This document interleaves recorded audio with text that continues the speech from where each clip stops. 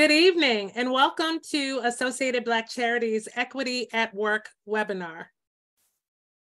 My name is Chrissy Thornton. I'm the president and CEO of Associated Black Charities, and we are so excited to host you this evening.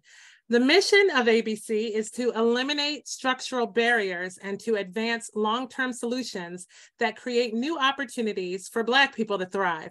We acknowledge structural racism effect on the racial wealth gap, workplace discrimination, health inequity, disparities in housing policies and practices, educational inequality, discriminating and dehumanizing laws and policies, and more. And we use an equity framework as a convener and thought leader to end race-based barriers that impede Black people from having an opportunity to succeed. Tonight, we are so excited for our our August Equity at Work webinar, where we will discuss the twice as good theory. The concept of Black people having long-term face systemic inequalities and discrimination has led to the development of a pervasive cultural phenomenon known as the twice as good mentality. And this condition stems from the understanding that Black individuals often have to outperform their non-Black peers to achieve the same level of recognition, respect, and opportunity in various aspects of their lives, including the workplace. The pressure to perform at exceptionally high levels can lead to all kinds of things affecting mental health and overall well-being for Black professionals. And so tonight we understand that the twice as good theory is a complex response to historical and present-day racial inequalities and trauma that influence how Black individuals approach the workplace. And so we want to unpack whether or not it is still a necessary belief system for Black professionals, or is it a burden that should be dismantled for the next generation? And tonight, I am so excited to have two esteemed panelists join me, and I'll ask them to join me on screen on the webinar at this time.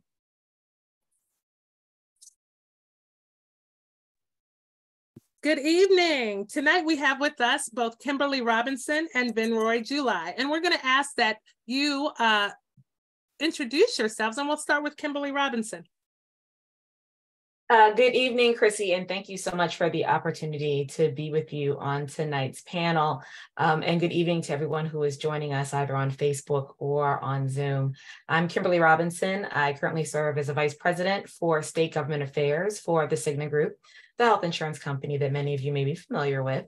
I am a Baltimore native. I do government affairs where I do policy, primarily in the health space, but also have the pleasure professionally of serving on Cigna's Diversity, Equity, and Inclusion panel for Cigna Legal, which is the department that I sit in, and have the opportunity outside in my volunteer life to work on issues to advance the Black community in a number of different spaces. So I'm happy to be here for this discussion this evening. And we are so happy to have you. Vinroy, please introduce yourself.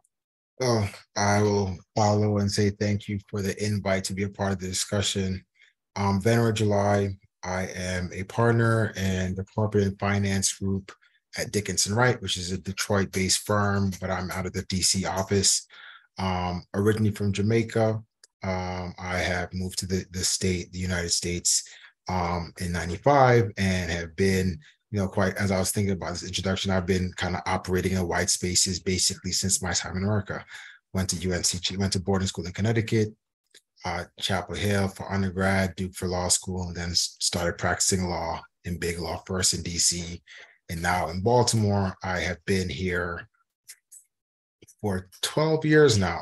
Been in Baltimore for 12 years as a part of, my practice. We're constantly kind of representing corporates. And a part of my separate life, I'm one of the leaders of Baltimore Young Professionals, which is a group that we founded about 10 years ago that essentially serves to convene young Black professionals here in Baltimore, recognize that we're an asset in the city. And so very interested and happy to have this conversation with you all. Absolutely. So when both of you heard the topic for this evening, the twice as good theory, or we're talking about the twice as good mentality, why was it important for you to speak out, to participate? Why do you feel like it's important for us to discuss this topic tonight in our effort to support Black professionals?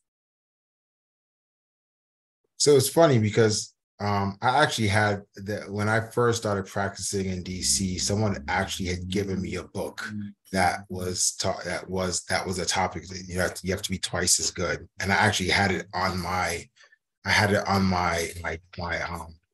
cabinets in my office because it was kind of a constant reminder.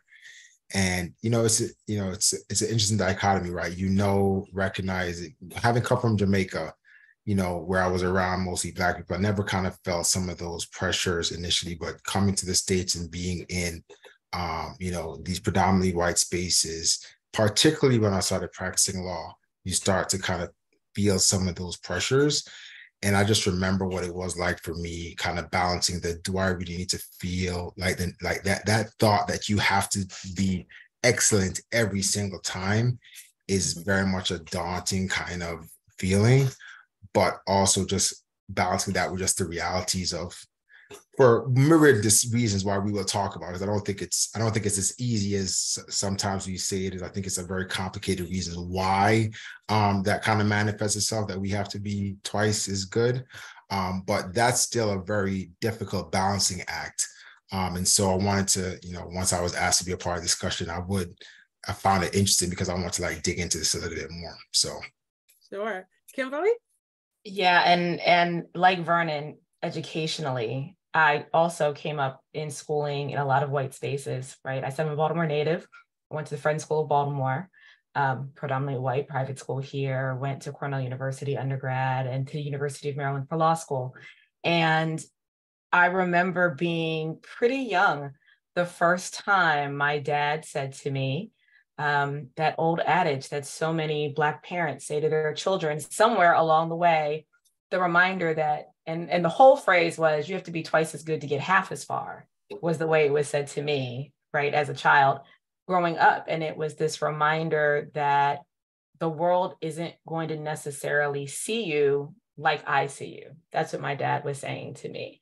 I know you're excellent. I know you are a brilliant Black child, but they don't always see that. And to make sure that you attain the things that I think you deserve, you don't get the same margin for error. You have to be twice as good, arguably, to get half as much that your white peers may achieve. And being indoctrinated with that at a very young age, it's a thought that always stays with you, right? It stays in your head.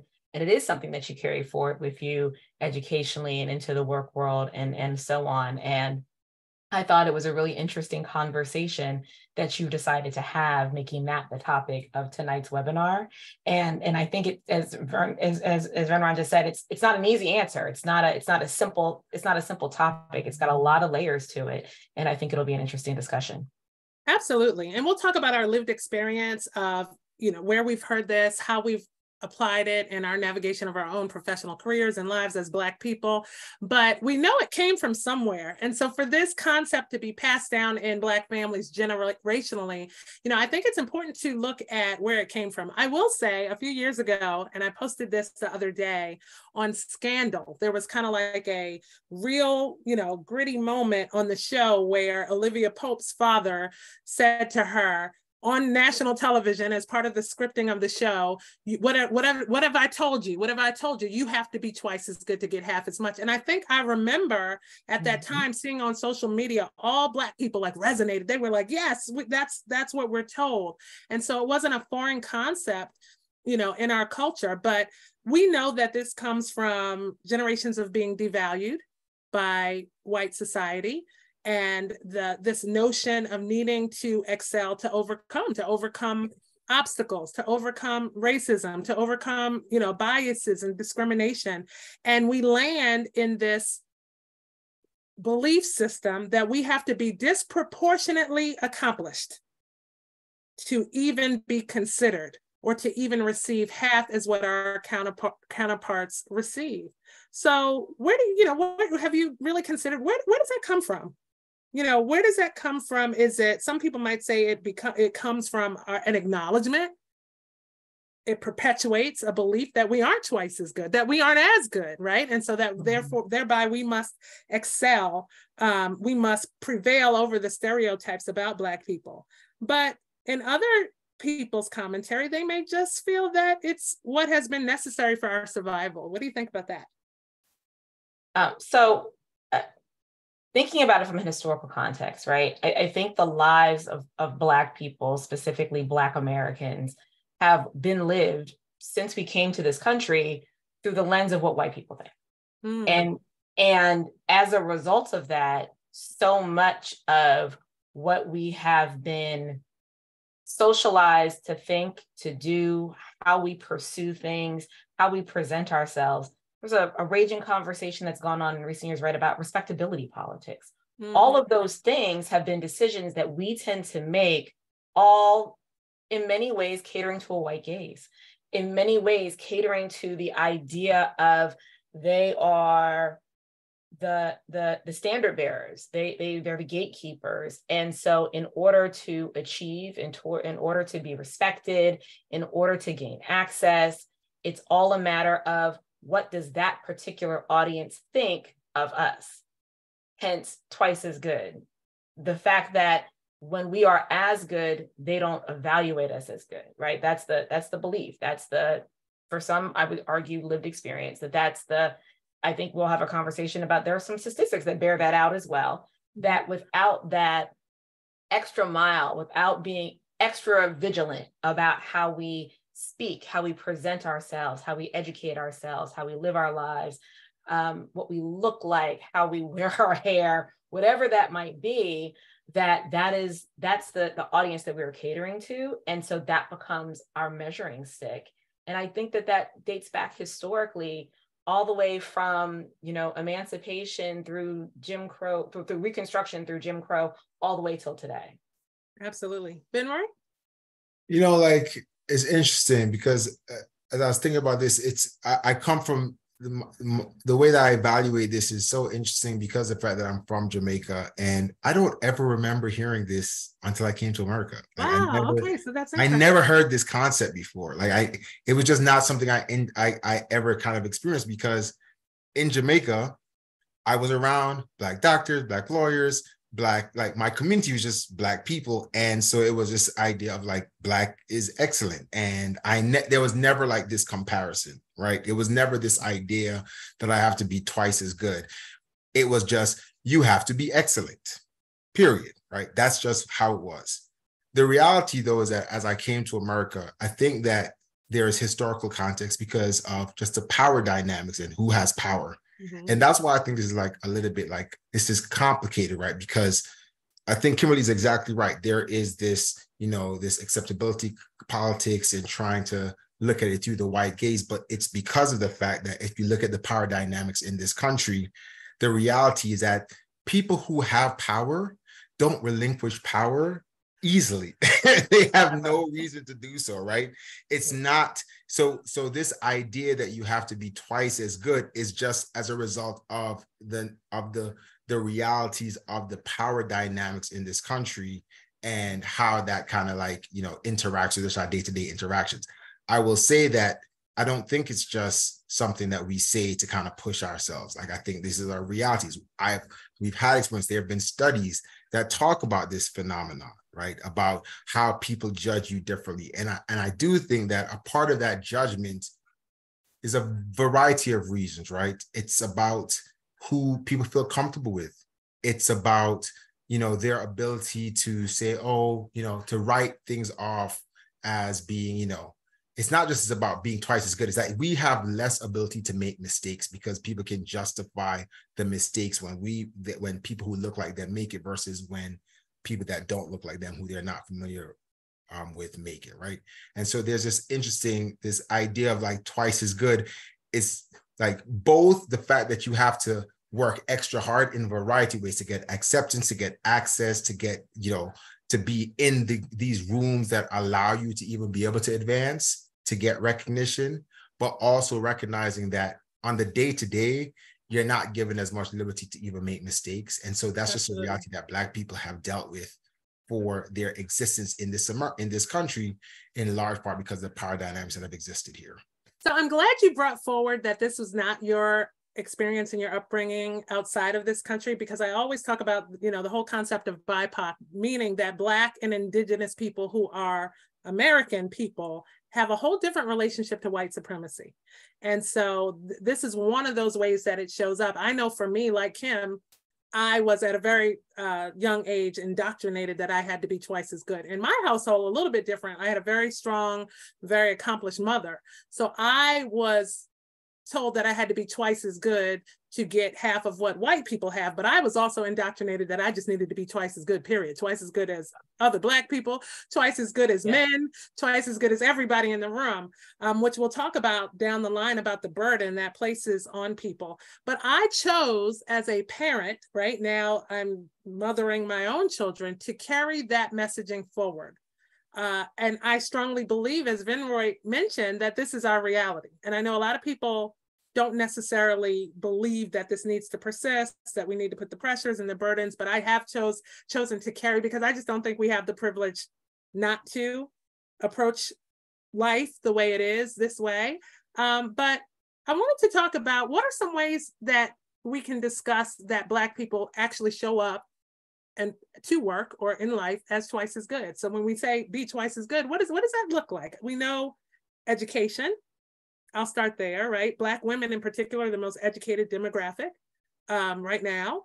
What are some other ways that you feel like we strive to be twice as good? What are areas that you would want to raise or lift tonight? Well, I think that also goes to just work ethic. I think that's also historically been a really strong part of what that phrase was getting at. It was not just about being smarter, being better educated. It was being better prepared. It was how you showed up. It was making sure you worked hard. It was that concept of, being the first one in the door in the morning, last one from your desk at night. All the different ways that you were working to show that you were hardworking, that you were dedicated, that you were, down for the cause, that you were there to give your absolute best at all times. As well as a certain level of almost perfectionism in that concept of you don't have room to make mistakes. You don't have the grace that others might get if you don't get this quite right. So being very particular about trying to make sure that you are always sticking the landing when it came to whatever you might be working on. I think all of those different ways that we get evaluated, that we are assessed, how we present ourselves, again, back to the respectability politics, but how we show up, being church ready, being dressed to the nines, making sure that you look professional at all times, that you're carrying yourself a certain way. All of that, I think, goes into how we are often prepared for work, how we are acculturated, starting for some of us at a very young age, how we enter the workforce, what other senior Black mentors and professionals will say to you as a young professional coming into a workspace. There's the, being pulled aside when you come in and being reminded, there's not that many of us here. This is how we do things. This is how you need to do things. This is how you need to show up to make sure that you are in fact successful, because this is what the environment is going to demand, and making sure we're coming in the door that way. Absolutely. And one of the comments actually says that our missteps are often used to block out other Black people.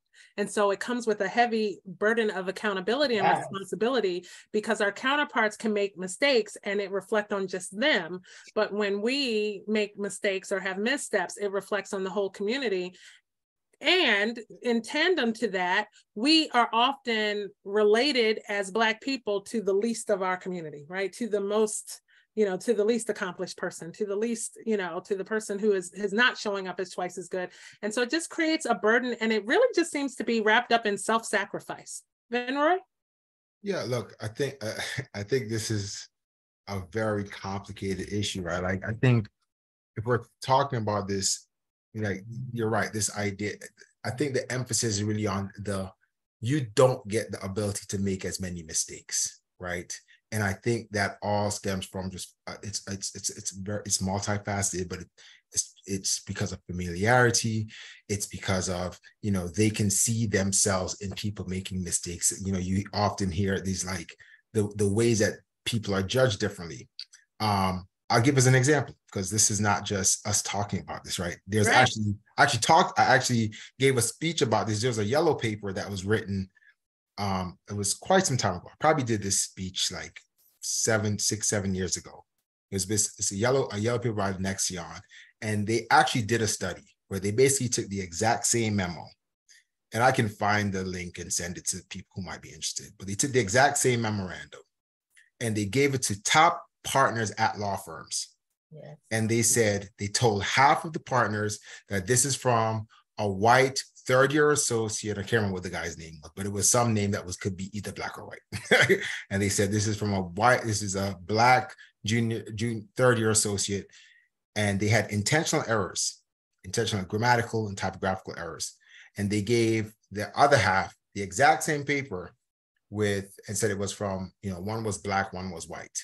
And I don't have the number, but it was like they found almost 2 times as many errors in the one from the black guy that they thought that it was from the white guy. Yeah, absolutely. And the comments was actually most like striking to me. It was like, it's hard to believe this person went to this school, right? It was those kinds of comments, right? And so, we have evidence of like the fact that this plays out at the highest levels, like at top law firms, right? And so, and I've had my personal experience. I remember one of my prior firms, I was on the hiring committee, and we were interviewing someone, and someone came as a white woman, and literally on the first line of her resume, there was a typo.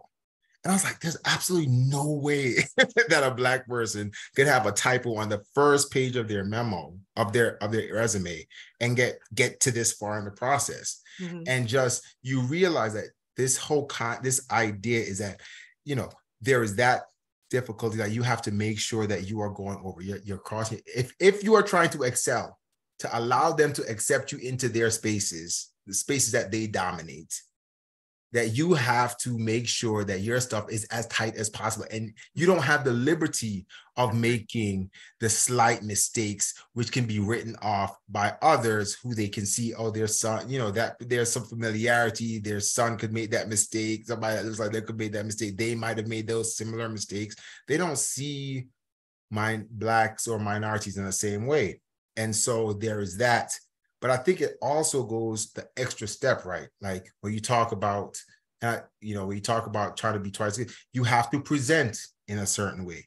I know that like you have to, it's the social cues that you have to work, which I think is actually almost as difficult, right? It's not just that intellectually you have to be on point or like, I'm not saying that like we're just always going to be tighter, right? But you intellectually, you don't have the ability to like slip up as often without like repercussions that far exceed what others might otherwise experience. But you also have to like, I remember as a big black man, I was particularly when I was younger, I was very cognizant about making sure that I was not too intimidating, right? So I would smile. Like I would be like, even when I'm having a bad day, you have to kind of show up in certain ways to let people feel comfortable. So you have to go the extra. It's difficult to constantly kind of push yourself to when you're going to be the only black person in these rooms, and you just have to go, because if you want to be able to advance your career, these are the rooms that you need to be in. Absolutely. And so it's all these like social cues that like cumulatively make this just like it makes it hard and hard, because it's not just I can't make mistakes, which we know by the numbers and by these tests show that that's true, but then you also have to show up all the time. You can't have to conform. Black women have to deal with this concept of like, it's an angry black woman, so they have to show up in a certain way at a certain time. If you're aggressive in the same ways that a white male would, that you are viewed differently. So you now have to like temper the way that you interact with people to make them comfortable, right? You have to push yourself to being uncomfortable in many spaces because you need that in order to be able to advance. So I just think there's so many pieces of this like conversation that cumulatively make it like very difficult. I agree, absolutely. And so Kim mentioned something to the effect about working harder. And we know that us believing in the twice as good theory makes Black people show up and go above and beyond. I've heard accounts of people working in the evening, on the weekends, on vacation. I watched a film just last week, and a young lady, Black lady, talked about how she was in the hospital and still working because she couldn't afford not to show up. We tend to take on more leadership roles. So when there are projects to volunteer for, paid or not, we tend to be the ones to raise our hands because we feel like we have to stand out in that way so that we can shine, so that not only can we be twice as good, but that we can demonstrate and constantly show that we are twice as good. And I would also agree with Vinroy in the social aspects of this. I remember being younger in my career going to conferences. And a lot of times after the conferences, I don't really drink. I'm not a drinker. And so after the conference workshop sessions were out, a lot of the people there in the networking sessions would go to the bar.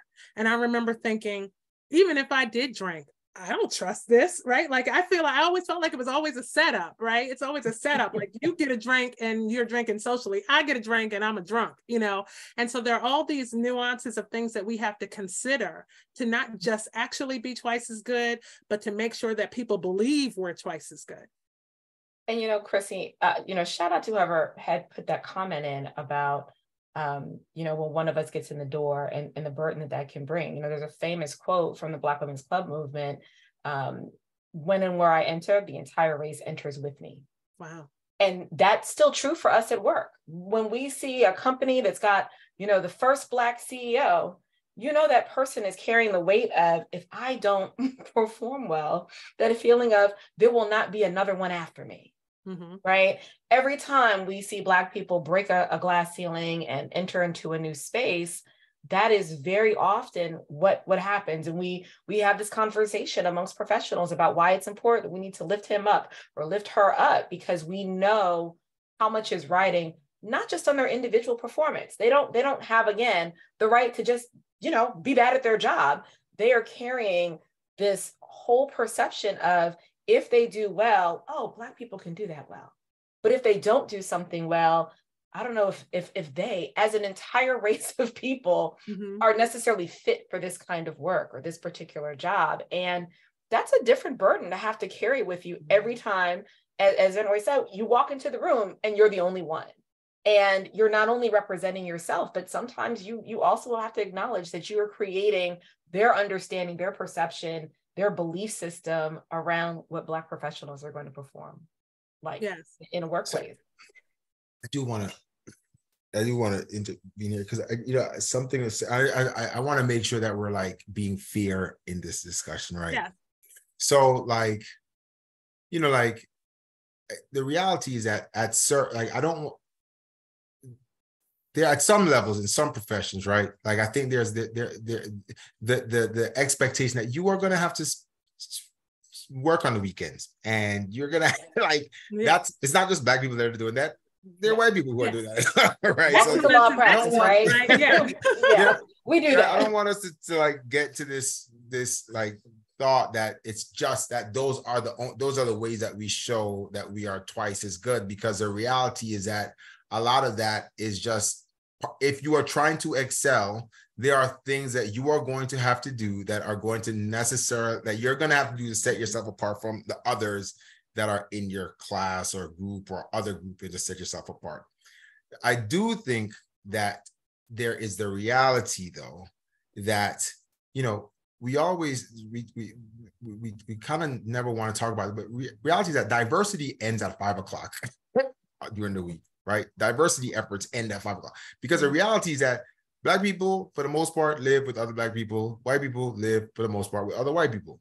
And so the guys that might be in your class, they're going home and they are interacting with the partners that live in the same neighborhood with them, or whose family are related to theirs, or who know they are in the same social groups, or whoever.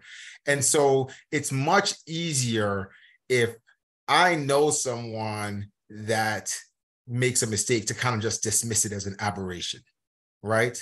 Whereas for us, the reality is very often I'm the only Black corporate guy in my group or in my office. And so it's 100% true that I feel the burden to make sure that people know that, yes, we are, because there's so few of us that get into these doors, that yes, we are talented enough and you should allow more of us to get in, right?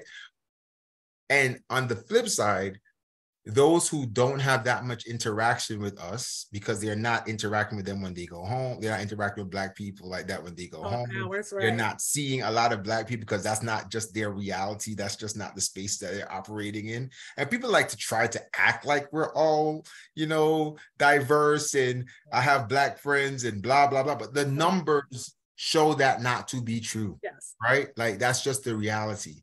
And so I think and this is not to give like justification, but the idea is that like, I actually don't, I think it is the reality, and it's almost at almost a subconscious level that it's, people be trying to be better, but they're not better because of the fact that they're like, when the one Black guy or the one Black woman who they've allowed into their spaces for these 5 years, messes up, it causes them to like have some fear about whether or not this next guy is going to do it. And that actually like is a very daunting thing, because it actually causes us who are in these spaces at times to have like this inferiority complex. Like I'm 100% at times, and I've gone to some of the top schools in the country and remember being in my room and thinking, because I'm so cautious about making sure that everything is right, thinking, like maybe I'm just not as smart, right? Like maybe that's just not, maybe I'm just not as bright. But I know damn well I am, right? Like you have to kind of get out of that.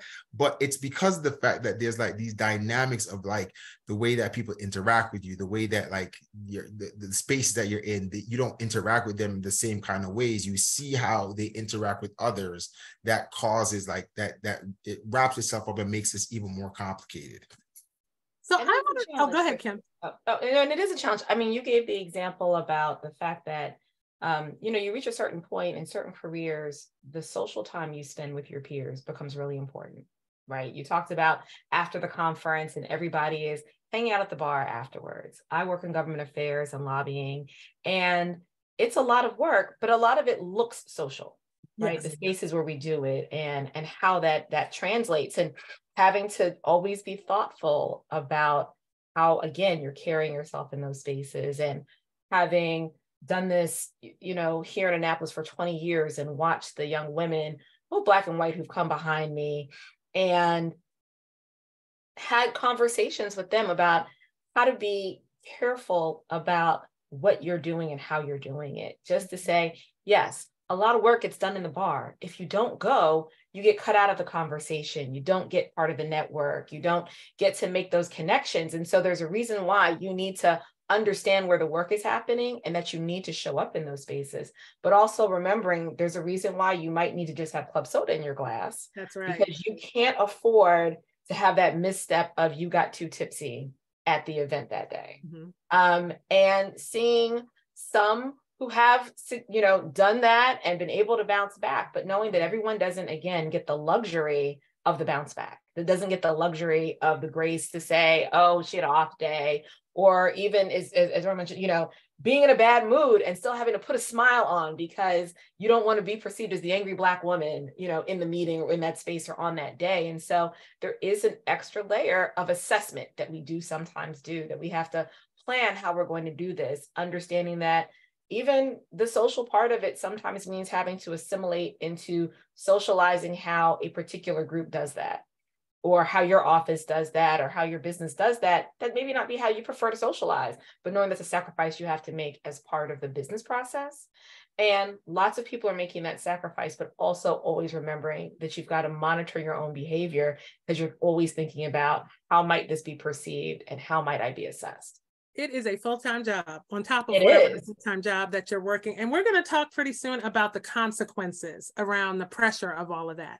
But I want to play devil's advocate and talk a little bit about how showing up twice as good may have benefited Black people in certain instances. I have to say, I've, until this point, until this particular appointment, have also built my career in white spaces. And I have to believe in my heart, unless I'm just have decided this to make myself feel better, that my pressure of being twice as good has helped me in my career advancement. I've been, like you said, indoctrinated that that was a must, that you had to work harder, you had to be better, you had to, you know, be the most talented, you had to be the most accomplished in the room. And I must say that I do believe that career success that I've experienced is attributed to me showing up that way, and me working harder, and me going the extra mile, and me, you know, showing and displaying talent and skill set all of the time. And I do think, while there's a lot of pressure to this mentality, that in some cases, Black people really do benefit from approaching life and work that way. What do we think about that? I'm gonna go against the grain. I'll tell you that I don't have any kids yet, but when I have children, I don't know that I'm gonna couch it in that you have to be twice as good as white people. Mm-hmm. I'm just gonna say you have to be twice as good, like, in order to excel in this world. Right. And without a question, to me, this concept of like this belief system of I cannot allow myself to be mediocre. I cannot allow myself to just do what everybody else is doing is 100% going, is to people's benefit. Like, for those, like, we have to talk, it's almost like you have to talk about, like, for those people who are really trying to go get it, right? Mm-hmm. For those who are trying to go get it, you gotta have this idea that I gotta be twice as good as everybody else in this room. White people, Black people, Asian people, everybody in this room. So, like, I don't necessarily think it's a bad thing, right? I think it's a bad thing when you. I think it could be a bad thing when you're in spaces that you see how others benefit without doing half of what you do. Yes. That's where I think it becomes problematic, right? It's like, if we all are, if I'm busting my butt and I'm being twice as good, and I see that I'm, you know, getting ahead, then it's all good. Mm-hmm. But when I see people are not doing what I'm doing and are not as good, and I'm seeing that their stuff is not as tight, and yet they're the ones getting stretch opportunities, they're the ones getting these better, like, looks, that's when it becomes problematic. And I think that's where we start having a problem. Like, I have no problem with this idea of teaching every culture, because I promise you, it's not just a Black people thing, right? There's this whole thing about, like, tiger moms, and, like, they're very strict on their kids as well. Like, this idea that you got to go out there, you have to go get it. It's not a bad thing. It's just that the way that it shows up in the work environment and how others are incentivized and advanced, that's when it becomes problematic.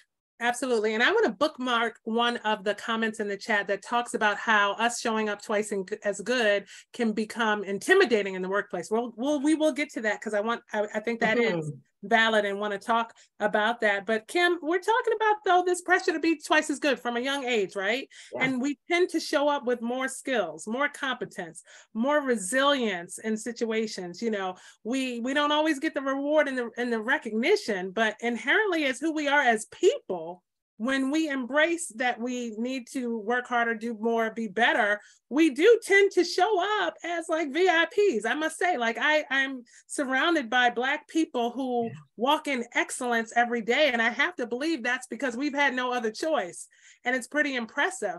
Do we think that, of course, wanting to consider the consequences and laying down the burden is one thing, but can we really afford to lay down a burden that has helped us be great and excellent in the things that we do and to show up? So even though it's something that my dad said to me at that time, I think for him, from his generation, right? My dad is 82 now. He's just shy of being a baby boomer. I am solidly in the middle of Gen X. And I think at that time, in that space, in a situation where your child is in a space where they're one of very few children of color, one of very few Black children, I think for parents, it was a message of protection to say, this is how you protect yourself. The way you protect yourself is busting your butt. and outshining everybody else and ensuring that you are the absolute best that you can be. And it was portrayed in a relative to them way. But that was, I think, also just a reminder that you are in this particular moment, not in the seat of power in the space that you're occupying. But was the overall message and the expectation in my house that you get A's because you get A's because that's what we expect? Absolutely, right? The expectation was always excellence. The benchmark was always excellence. And it was what we were, because I have a brother, it was what we were expected to deliver at all times. Both just because we were supposed to be twice as good as everybody else, including them, but not exclusively them, right? It was to be twice as good as everybody else. And I do think there's that push that served us and delivered on that promise and that expectation that we were going to excel and have. And like you said, I do live a life full of exceptional Black men and women who have achieved tremendous success in all different types of endeavors and in different fields and all of the things. And I do think that expectation of excellence, that belief in Black excellence, is an important one for us individually and certainly for our community to always understand that Black excellence lives in all of us as a baseline should be the expectation for the community in general. I think to the flip side of that, though, and I think as we start talking about what the consequences of that are, Black people also deserve the opportunity to be mediocre if that's what they are, if that's who they choose to be. Just like I felt harmed by that. I have to be honest. You said that and I was like, oh no. Like, so talk a little bit more about that. The reality is, if that's the life you choose, do you deserve to not get to live as successfully mediocre life as anybody else, right? When we talk about this and how it shows up at work, that just like the example of the two resumes, right? Literally the same document with the same mistakes, getting two different responses. Does the Black person with the typos deserve to be treated more poorly than the white person with the typos? Oh, no, absolutely not. Absolutely not. And so but he shouldn't have had any typos. He knew better. And that might be the case. And that might be the case, but it doesn't mean we should have to live different lives because we're the Black person in the scenario, right? Absolutely. Yes, our expectation, everybody in this Zoom, right, expects that resume shouldn't have had typos, period. No matter who you are, whichever applicant that is, and we certainly want to hold ourselves to the highest standard possible. But there is still, I think, a consequence for that individual who finds themselves in a space where they just aren't yet at a space that they can live up to that expectation. And then what does that mean for them when they get a demerit, when they are, pushed down in a way that's disproportionate to their non-Black peer? There's a consequence for us in that as well. Absolutely. So let's talk about consequences. You walked us right into this, and I want to go down just a few types of consequences and hear your feedback. And the first is going to be around mental health. Before we jump there, sure, I just want to be, I feel like I would be remiss if I didn't at least acknowledge this. Sure. Because I don't want us to romanticize this in the Black community too much. Like, I know we love us. The mediocrity. But sometimes we not. Sometimes we ain't all excited. Let's just be clear here. I think there is a differentiation that needs to be made between people who are really trying to go get it, who are really, really trying to excel and be in those spaces to really change trajectories of families and generational wealth and all of that stuff. Generational change, I think it's absolutely true. Yes, this whole you have to be twice as good is not necessarily bad. And if you want to be in their spaces or in spaces where things are, the opportunities are going to be available, yes, we might be in spaces with people who are excellent. but I don't want us to act as if every Black person out here is with a halo, walking on water and somebody's excellent, because that's just not true. Everyone ain't trying to be great. Everybody's not. Yeah. Somebody put it in the chat. Everybody is not trying to be great, and that's fine. And maybe if we are judging mediocrity per mediocrity, that it's okay. Yes, it might not be fair that this mediocre Black person gets treated worse than this mediocre white person, because you know what? That mediocre white person might become president of America. Right? And that might happen for a Black person who's mediocre or average. Right? But like, let's not romanticize this too much, right? Like, it has worked for those who are trying to really go after it.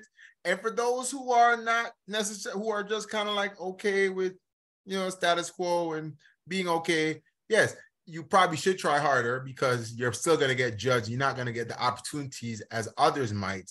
But it ain't like everybody's out here like hustling and pushing it. Yeah, you're absolutely right. You're absolutely right. And and Christy, when Michelle Obama was on her first book tour, when she came to DC, I went to see her with a group of my girlfriends, and she talked a little differently each of the things, but there's a part in the book and there's a part in the conversation that she had that day where she talked about, in her words, sitting at tables of white mediocrity. And looking around this table and thinking, as exceptional as I am, they're not on my level, but they're sitting at the same table that I'm sitting at right now. And so when I say Black people have the right to be as mediocre as their counterparts, it's to say, some people who aren't at your level of academic success, of innate talent, will sometimes rise past you. Sometimes that's luck, but sometimes there's some intention there. Sometimes there is a racial motive about how they were able to continue to rise and somehow caught up to the space where your very excellent self is. And I don't begrudge the idea that however others get to move, Black people deserve to get to move in the same way. And we're going to talk about that, because in the promotion of this conversation, you would be surprised at how many Black people either messaged me or responded and was like, nah, I'm done. Like, I'm not trying to be twice as good. I'm not working harder than other people. I'm not doing. So we'll get into that. I want to talk about mental health. Good luck to them. Right? I feel the same way. And listen, for those who are watching, I think that would be an interesting generational conversation, though, too. Yes, we entered this. I'm definitely like more Gen Z or Gen X or whatever the heck. Absolutely. We entered this conversation knowing there could be some dissension in thought and an opinion, and that's just how it exists in our community. So we're not having to agree on every aspect of the conversation, and I love that. But as a consequence of the pressure to always feeling like we need to show up, we need to hustle, we need to be twice as good, mental health struggles is pervasive in the Black community. Feelings of inadequacy, imposter syndrome, feeling like we're not meeting the higher standards that are set before us. What do you think about mental health as a consequence to the twice as good theory? And do you have any examples of that? I mean, I think. Go ahead. You go ahead. I think that there's a real conversation about what the consequence of having expectations that are being put upon you uniquely have on that individual, right? When you are in that space, when you are really feeling that pressure where you are seeing those peers who you are clearly outshining, that you are outworking, that you are outperforming, that you are more than, you were delivering better than in your work product, and yet you still feel like you're not achieving at the same rate in the same way that they are. There is a consequence to that for that individual. There is a second guessing that can come out of that. There is that feeling of imposter syndrome that I thought I fit in here, but there's this external feedback is somehow communicating to me that I don't, because I'm not achieving the right level of success, or I'm not getting the promotion. Venera used the example of, the stretch assignment. I'm not getting that opportunity to grow. I'm not being selected for that project or that opportunity. And whether you're assessing it as a failure of your leadership or you're assessing it as a failure of yourself has a really different impact on how you begin to see yourself, how you feel about work, how you feel about your own career success, and all of those things take a toll. And so I do think there can be very real mental health consequences for how we react in those situations, and long-term over the course of a career, what that can manifest to be. Yes. Yeah, I mean, I think there are very real consequences to the extent that you are seeing others advancing when you're not, because then at some point you're like, what am I doing this for? Right. On people, we react like we are willing to go the extra mile when we get compensated, or we get, like there is some recognition of the work that we're doing. To the extent that that's not happening, it can very easily lead you down paths of, like, again, I remember early in my career just having, for the first time, like real imposter syndrome, and just thinking maybe I'm just not as smart. And I will admit, like, it actually, like, it made me feel bad, because I was like, I know I'm like I'm a really, really smart Black person. And if I'm not as good, then what does this mean, right? But then you start realizing they're not actually doing better work than me. It's that there were opportunities where people were sitting down with them and explaining stuff to them. It was that they had been interacting with these concepts for years ahead of me, right? And so they were ahead of the curve. And so once, it took me a while to catch up, because I had never done corporate work before. But once I did, it was like, okay, we're all level, right? And so that idea of like being in the space where you see the results of other people's like mediocrity, and them still getting more advancement, more opportunities, more money, right? Which leads to them having a better lifestyle. Yes. Which means that they can live in the nicer places. That means we go out to drink, they are drinking in a different way than we're drinking. They are eating in a different way than we're eating. And we're like, but we are supposed to be on the same plane. We drive in different cars. We are doing different things. That's what it really starts to like have mental effects, right? Like I will not begrudge someone for feeling like they have to work very, very hard and to try to excel. Like that to me comes with a playing field. However, once it gets to the point that there are what can be perceived as unfair treatment, nobody likes unfair treatment, and unfair treatment will cause all kinds of mental ramifications. It will make me not want to work anymore. It will make me feel sad. It will make me feel upset. It will make me feel down. There are all types of mental effects of like not being treated fairly. And now, that's, I think, that comes from. Outside of not being treated fairly or receiving reward and recognition, there is just the actual toll on working harder, right? Like feeling like you have to show up more, later, longer hours, and all these things. We're talking about burnout and exhaustion and lack of this new concept of self-care, right? And work-life balance and these things. I've heard, because I'm like, what's that? I've heard people talk about literally having panic attacks and ulcers and having gallbladder issues and these other health concerns from just exhaustion from doing more, right? Because oftentimes, as we're being twice as good, working harder, we're working in teams, we may be doing more of the work. We may be working longer hours. And, how do we mitigate needing to show up to be excellent with the toll that it takes on us physically?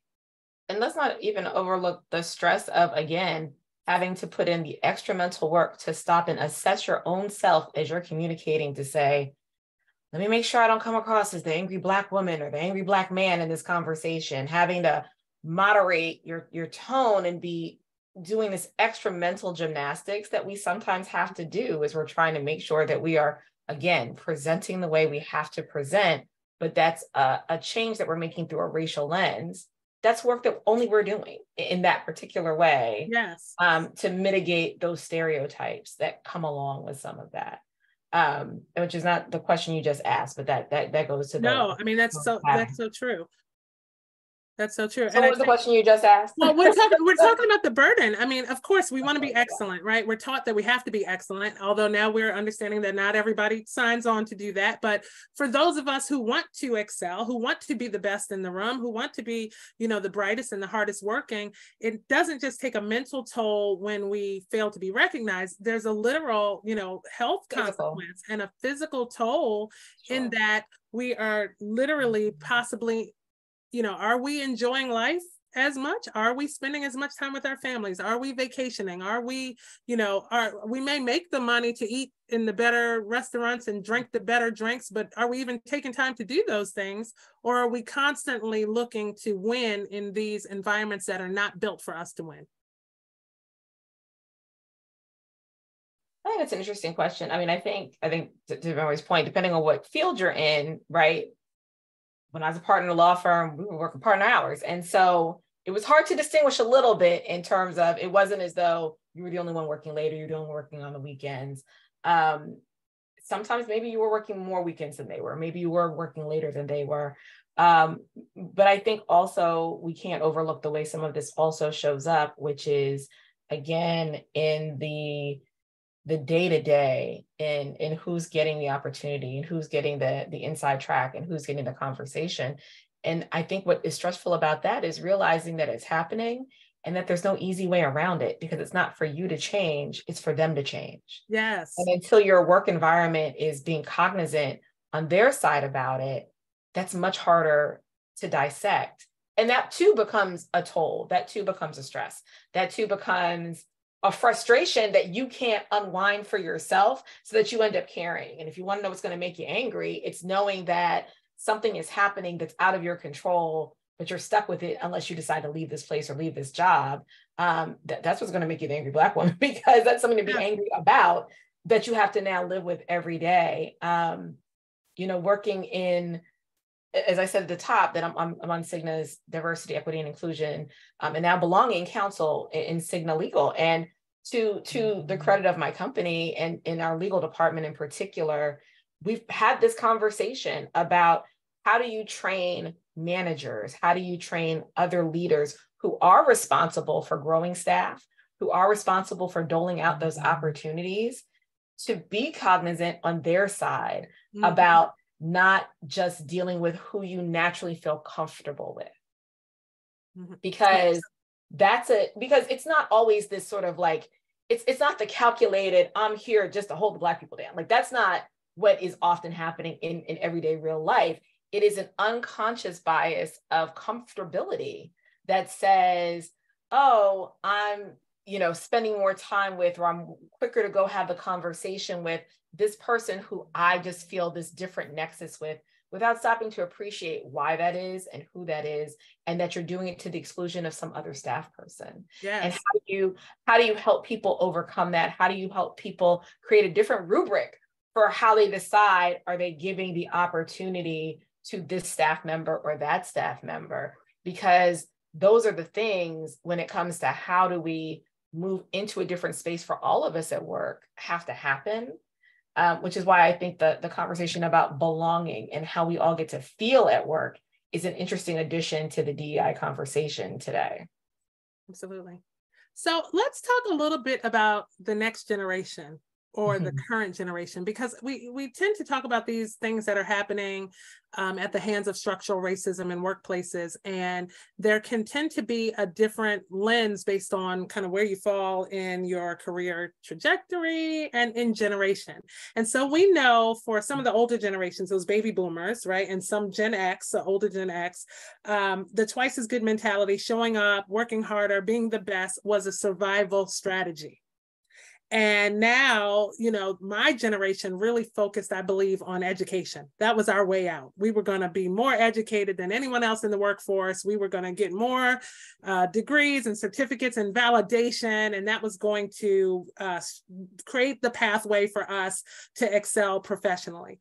And now, as I'm observing this new generation, this, Gen Z, some millennials or whatever else, folks, like it or love it, they're emphasizing authenticity, right? They're emphasizing how they're going to show up, however they're going to show up. And this whole like, accept me as I am. I demand inclusion and diversity and equity, that excellence is great, but my excellence shouldn't have to conform to the white person's or the white man's standard of what excellence is. And I'm going to show up how I want to show up. Do we feel like that is serving the next generation? Ooh, that's a question, Chrissy. Look, there's a part of me that loves it. right? There's a part of me that loves seeing younger members of the workforce raising their voices, calling it out on the front end, and not just simply deciding to fit into the box that's in front of them and challenging the system, right? Mm-hmm. I'm not a person who's really adverse to challenging the system. I've done it in small ways, but I love watching them do it in some big ways. Then there's also the flip side of that, as I talk to business owners and things like that, because sometimes what that's also manifested as is like, when this doesn't serve me, I'm just out. Like, I'm just gonna show up on Tuesday, but I'm gonna be out on Wednesday. Absolutely. The Gen X in me is like, okay, that's not how you leave a job either. Right. So I think there's an interesting balance that I don't know that they've yet quite struck, but I think they're headed for, that I don't dislike the way they are really challenging the way work has happened and what that's meant for women, for people of color, for Black employees, and saying that these structures that I can see that don't serve me are not okay with me, and I'm going to call it out on the front end. Mm-hmm. Ben Roy? Oh man. Now you said that you're over the young professionals group, so I don't know if you're contributing to this. What I'll tell you before you answer is that, as a hiring manager on the past few, roles, I'm just seeing people that ain't nobody told them to be twice as good, right? Like, they are living life unapologetically. They want to have all of the benefits. They want to, especially post-COVID, they want to work from home. They want to work less hours. They want to do whatever they need to do, their personal stuff. These are not the people that are taking the laptop on vacation. What do you think? I think it's going to be very interesting. I think we have to I think there's going to be a rude awakening that the reality that this twice a good theory is not old and is not outdated and is still applicable. Because the reality is that, I fear that everybody now is on this, we're just doing things that serve me. That's great. To the extent that you need to have more work-life balance, that's fantastic.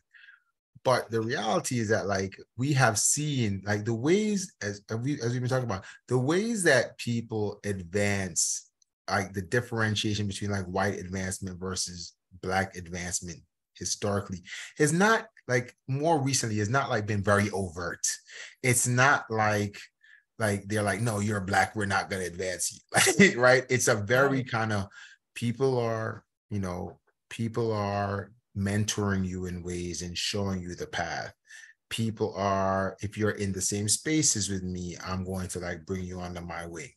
And my fear is that as we continue to kind of go along this trajectory of, I'm just going to do what serves me, that we're standing up for ourselves and we're just not going to do what corporates want. But at some point, corporates just going to walk away. Right? We're seeing this happen now. Right. There's like this big discussion, like, like in New York, like there's all these banks are basically like, we don't care what you say, come to the office. Right. You who are like, oh, we don't want to come to the office. Well, it might work now, but as less and less jobs are available, let's see if this continues. And my fear is that as that plays itself through the system, that there's a potential that Black people who are not going to be in the immediate spheres of some of the people who have power potentially get left behind. But I love the idea that people are like trying to look balanced. I just don't know that this actually ends up working. I agree with you so much. I don't think they found it. Right. I don't think they found it quite yet. I think they get the concept, right? But I don't know that we've quite figured out what that ought to look like, because you also can't lose track of the fact that the work still has to get done. Yeah. So you've got to figure out, what is the work that has to be done? What is the work you've signed up to do? Yes, there's a conversation to be had about employers respecting employees. Employees still have to fulfill the need of the employer. That's why you're there. But to push the conversation about what work-life balance ought to look like, what respecting employees looks like, what treating employees fairly looks like, is a real conversation. I think it's happened in various ways over a number of generations, from the most extreme to sort of where we are today. There was a time where we're really literally fighting for, workplace safety. There's a reason why OSHA exists, right? That was one version of respecting employees that required a fight on the side of employees to get employers to take them seriously. We're in a different phase of that in what we're talking about today.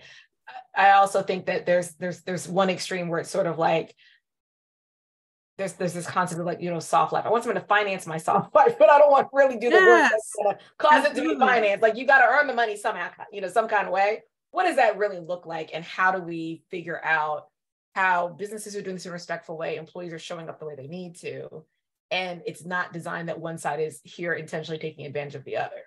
And I think I don't know the answers to that yet. It transcends the racial dynamic of all of this. Oh, right? It definitely does. This is not about. This is just about being good, right? Just being excellent, being reliable, being these things. But at the root of all of this, racism is still alive, well, and kicking, right? And so we have to acknowledge that our access to opportunities are limited. Our access to advancement are limited. They are steeped in bias, conscious and unconscious bias. And as we take to some of this advocacy, and this is only just my personal opinion, as we take to some of this advocacy, we still need to show up competitively.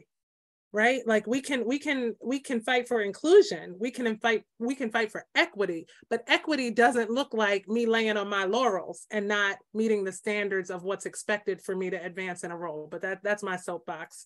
But to that point, as I was, thinking about this and doing some reading before we got on today's Zoom, right? There was an article that The Atlantic published in 2015. There have been articles that have come behind it that continue till 2023 to talk about how you could argue twice as good continues to be the standard for Black employees. And that in that same way with the resume example, they went through a number of examples of ways that managers are more critical of the work of Black employees, are more likely, and not just more critical, but they look more closely, which, as the article talked about, was if I am looking at employee A's work more frequently, and I'm constantly reviewing what employee A is doing and not reviewing what employee B is doing, I'm naturally going to catch mistakes that employee A is making while missing mistakes employee B is doing, but employee A is going to suffer the consequences, right? Employee A is going to get written up. Employee A is going to get a less satisfactory performance review. Employee A is not going to get the same raise or the promotion. And over time, employees who started at the same place, employee B gets to slide through the cracks because nobody's watching as closely, because I've given some default belief that I don't need to monitor employee B as closely as I need to monitor employee A. And they might be equally deficient, right? Again, but employee A is the one who's going to suffer consequences differently. And that continues to be the lived experience of employees of all types in all types of fields. And we still haven't figured out our way out of that yet. Absolutely.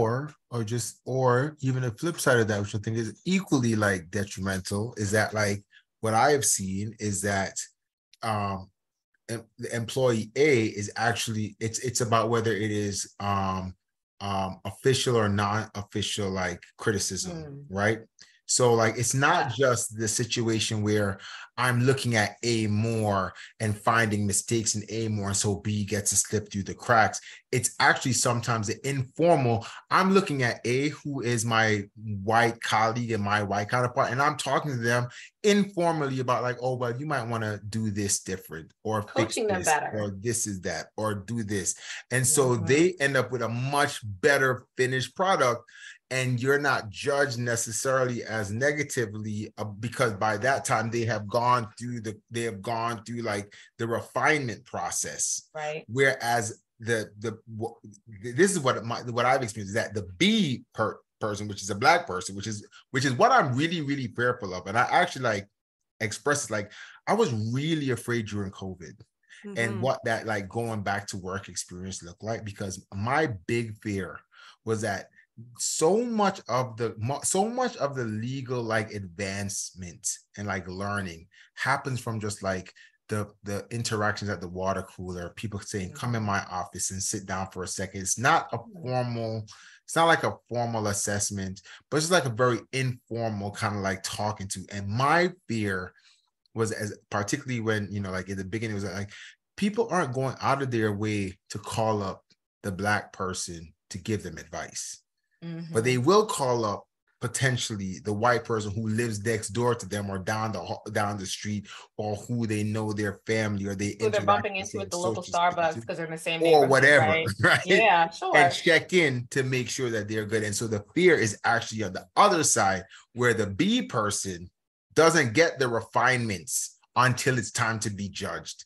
And when that judgment happens, it's like, oh, this is such a different product, right? You're right. And it justifies to them the reason why they should be giving the more stretch assignments, because they're obviously a better work, or like they're providing a different product, without ever evaluating the fact that the refinement has occurred informally at various iterative like refinement. And so that to me is what I is like more like, as it relates to this question, this concept that like, yeah, we might want to, do our thing, and we're not going to do things that don't serve us. But that might mean you're not getting the iterative like refinement. You're not getting that mentoring and that coaching, right? That's happening that you've been opted out of. Yeah, that's exactly. That's very real. And I want to talk about that. While we wrap this part of it up, let's have our viewers make sure that you're putting any questions that you have for our panelists, either in the chat or the Q&A. We're going to transition into giving Black professionals, I think, some guidance on how to balance the need to be twice as good, but also maintaining positive self-esteem and self-care. But I want to stop at the coaching and mentorship piece of it really quickly. Kim said earlier that sometimes when there are very few Black people in the workplace, you might come into the setting and a Black person will pull you to the side and remind you, like, look here, sis, it's only a few of us here, or might give you the, like, don't forget, you got to be twice as good. So what happens when we become the coaches, when we get into the positions of mentorship? And I'm going to share with you that I know for a fact, right or wrong, that in some of my positions of mentorship, I absolutely have required more of Black people that I've mentored and coached. I absolutely, right or wrong, have coached Black people that I have supervised or mentored to be better. I have expected more of them. I have literally pulled them to the side and reminded them of who we are and what our disadvantages are and how we need to show up. Is that how we should be mentoring other Black professionals? Or on the heels of this conversation, how would you approach mentoring a Black professional on how they need to show up? And is twice as good part of that conversation? I'm definitely the guy that like, it's two parts. This is going to sound terrible. Like there are so few Black corporate attorneys, like just generally, that if I see someone that comes into my group and they're Black, it's not that I will not mentor white associates. It's that I'm going to find that Black person, I'm going to mentor them. And because I know that the learning curve is very steep in corporate work, I absolutely hold them to a higher standard. And look, okay. I will not, this is a reality, and I hate to say it, because like at my prior firm, there was a Black woman associate that she was brilliant. She was excellent. But I definitely like pushed her, because I knew that group did not have a good history of success of Black women attorneys. And so I wanted to push them so that I could do the refinement. Mm-hmm. We could work through the iterative refinement that happens informally for so many of our white counterparts.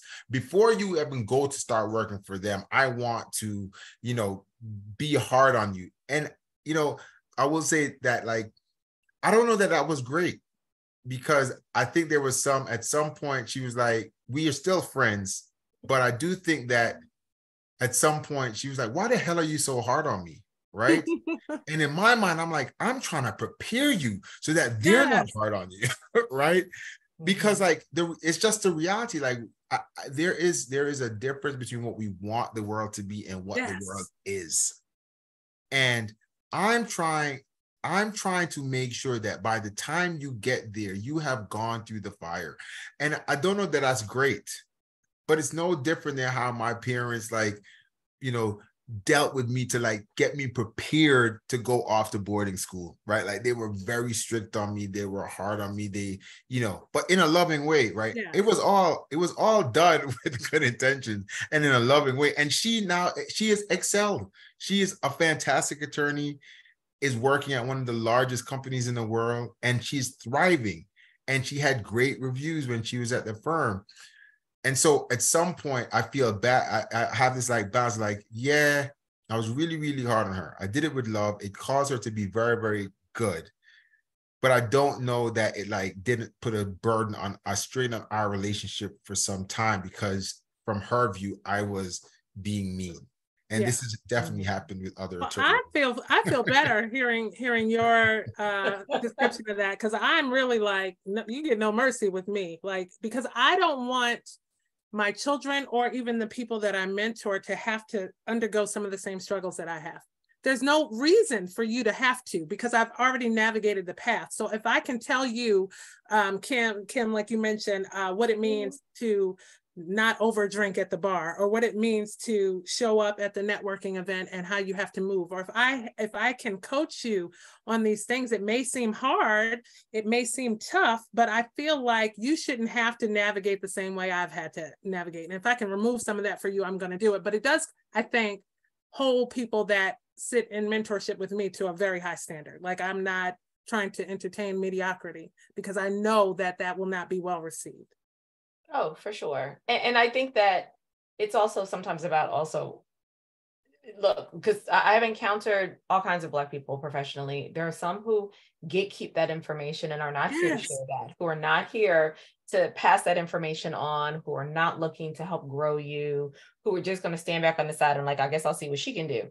And so I've chosen not to be that kind of a mentor. And so I'm hopeful that, because I'm sure someone I've mentored may be watching this right now, that what they would say is that what I've always, have always strived to do is to share information, to share perspective, to help, because of what I do, to make a connection, right? To help you not have to fight to break in to get to that person that you need to build a relationship with, but make that introduction. Because in my world, that's everything when it comes to building relationships and lobbying and finding your tribe of, I have an amazing circle of Black women lobbyist friends in Annapolis who have supported me throughout my career, and we've supported each other. And some of us have been doing it longer than others. Some came into the fold over time, but we mentor each other in all kinds of ways. And it is because we have, I think, for the entire crew, an expectation of excellence. And we all are, and we are there to help support and ensure each other's excellence,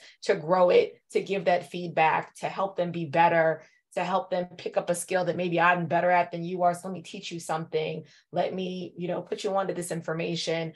As we've seen the numbers of Black lobbyists in Annapolis, or GR professionals generally, grow in Annapolis, we are very cognizant. And I think we do try to be very open to the people who come behind us, the Black women who've come behind me, and wanting to, one, be a good example of what this looks like, how you carry this, how you carry yourself, but also imparting that information to know that what I'm never going to just stand here and watch you flounder. I'm going to pull you to the side and say, let me show you how to do this better. Let me tell you how to do this better. Let me give you some guidance about how this works, or what you aren't seeing, or what you need to know that you don't know, because I want you to be good at this. And you're right. But I'm always looking for the people who I think exhibit the potential for excellence, or are excellent already, that just need to continue to grow in their walk in the profession. So we're going to rattle down some of these tips and tools, but there's a question in the Q&A I want to bring forward. And it talks about what are, thoughts and guidelines around growing Black businesses, around hiring practices, as many Black businesses are designed, based on majority white business. So if you're in a position to be growing a Black business, what does hiring look like? What should it look like? That's an interesting question because I'm going to tell you my answer is going to be theoretical. I've never been an entrepreneur and I've never grown a business. So Okay. I know that that's a different struggle, as you are now both responsible for the success of your business overall, right? It all lives or dies for you, and you're investing your time and your space in this, while also, because as Black people, we do this, right? Feeling this obligation to community, to wanting to be able to grow Black employees, wanting to be able to let your Black owned business be good for Black people, not just as customers, but also as the people that you're, giving opportunity to, and also needing to be successful at the same time in any given moment. I understand why it's a tension, but I don't know that I have an answer. Benroy, any thoughts real quick? So I do have some, so I just want to make sure I'm getting the question correct. So it's this tension that exists with like hiring Black and trying to make sure that This is still successful, right? Yeah. Look, I have some experience with this because I do some real estate investing on the side, and I try my best to hire Black, right? And sometimes people just like lay down on the job, and it's frustrating, right? But the reality is that like what I have found is that like the way that I interact with my contractors often is the same way I interact with like the Black associates that I work with. Like I will take like I will give you opportunities to excel, and I'm going to hold you to a very high standard, and I will deal with minor inconveniences that aren't great, but to a limit. Like you have to show me the same level of desire for excellence as I have for my business, right? Like if it becomes clear to me that you aren't really trying to go after it, then I feel that's where my obligation ends, right? And so I do recognize that like businesses, there's this constant struggle, particularly for Black businesses, because the vast majority of Black businesses, the revenues that we're bringing in as compared to our white counterparts is so significant. You know that you can't afford to spend this much time training people up and doing some of these other things. But I do think that there has to be an effort on the front end to like develop people, because I see other communities do it, and I hear other communities tell me explicitly how they gave their person a shot when that person was not qualified, but they were from the same religious group or same cultural background as them, and they will give them the shot. And so I try to stick by that, but it only goes so far as to the extent that you are showing me that you are really trying to go after it. I absolutely appreciate that. There is a dissenting view in the chat that says that this person doesn't think it's realistic to coach in a twice as good manner, that Black people should be encouraged to be their best without high or unreasonable expectations being placed on them and, held to the same standard as any other. Yeah. I mean, I understand that I understand that viewpoint as well. I just don't know that. I just don't see, there are a lot of things to me that conceptually are right, but like if we're actually talking in practice, how does that ultimately end up working for us? Like, how does that actually end up serving us in the long term, right? If we are not giving our people opportunities to get the stretch assignments, then we're doing the same, and then we are doing the bidding of the same groups that we're trying to like say we have to be twice as good as, right? Like it becomes very complicated, and I completely get the view. I understand the viewpoint, but I just think that at some point we have to deal with minor inconveniences in order for the greater good. But and ultimately, I think as we move to this to wrap up, giving some guidance, I think people have to work where they can sleep at night, right? And so, I always tell people as I hire, like, I'm a unique person to work for, right? Like, I am that person that you're gonna have to run the way I run. And if that's not for you, we have to love and respect that, and, and not put ourselves together. I think the challenge too is for Black people, especially those who want to be authentic and want to maybe not be held to higher standards and those things, to find places where that can exist for them and they can be comfortable in those positions. But if you put yourself in the path of somebody who's running real fast and don't want to run real fast, you're going to get run over. That's always been kind of my philosophy. I think there's definitely truth to that. I mean, I'm a person who believes for any job out there, there is a Black person who is qualified to do it, period. The question is sometimes, can you find them? Can you find them when you need them? Are they looking for that work when you need them for that work, right? Whether it's hiring in my corporate space, hiring in my former firm, hiring if I had a business, are you finding the person you need the time that you find them? Are you finding the person who can grow into that can be mentored into that, who's willing to learn, who's willing to grow? I don't know that I think in the right environment, the concept is that you have to be truly, quote unquote, twice as good. I don't think expecting a strong work ethic and excellence is the wrong thing to expect from anyone, right? Mm-hmm. And what it is that we're looking to have people do. And maybe your best is not the same as my best, but I still expect whatever your best is what you're supposed to be trying to give.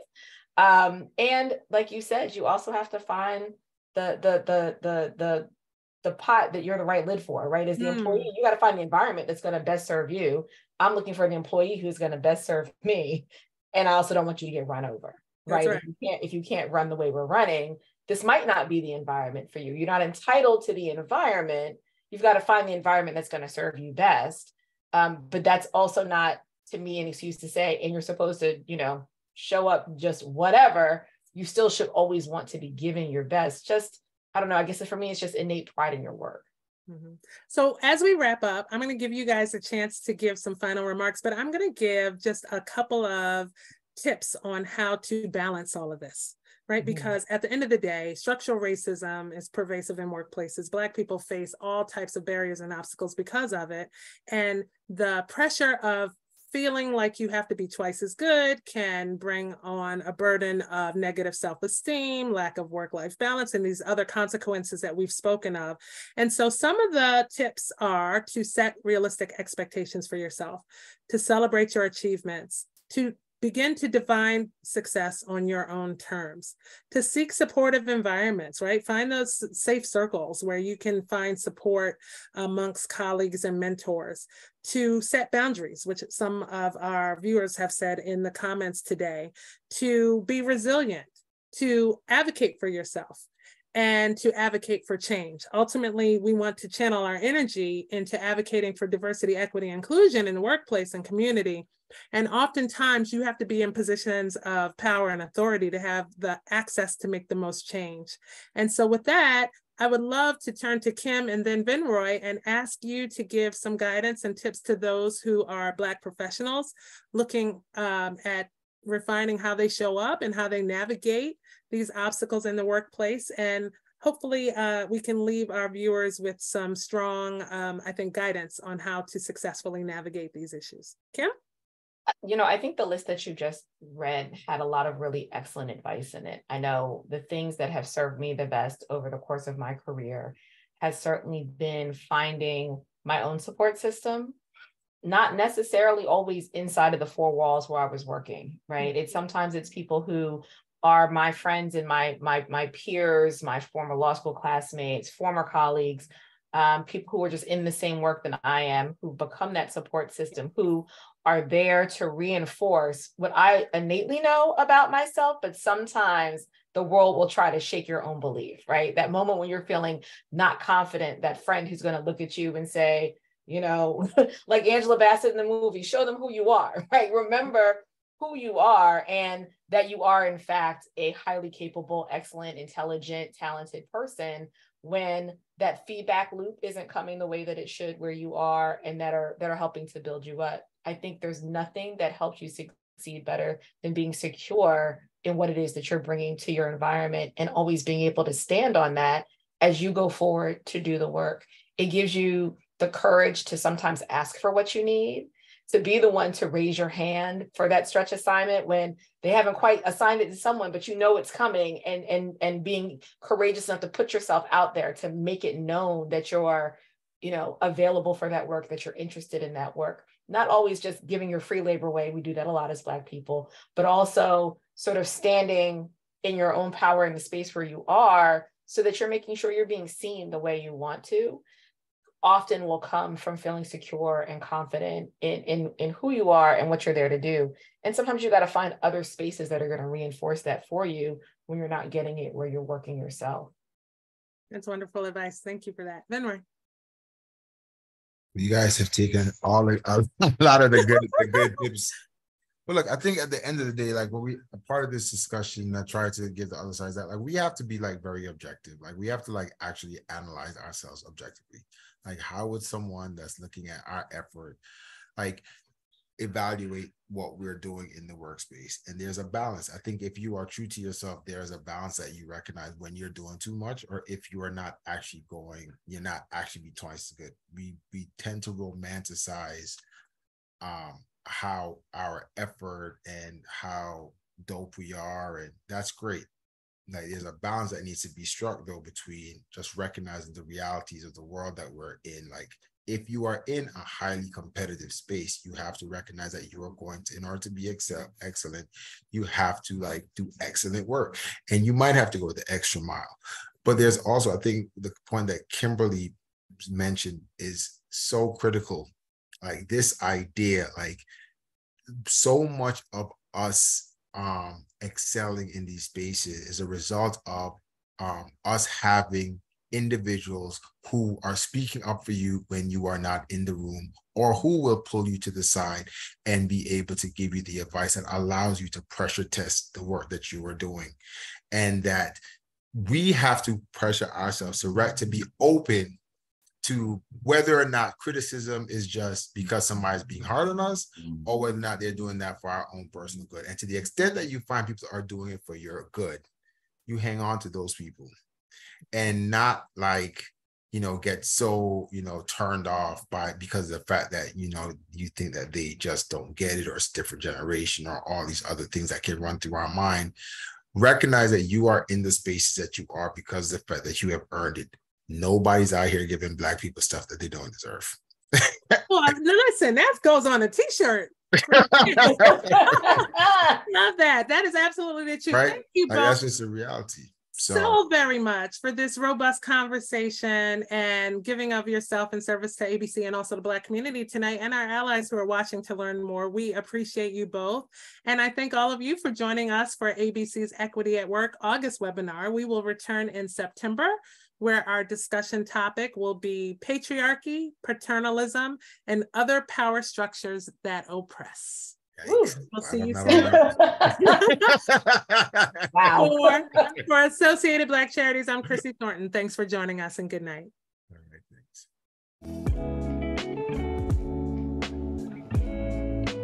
All right.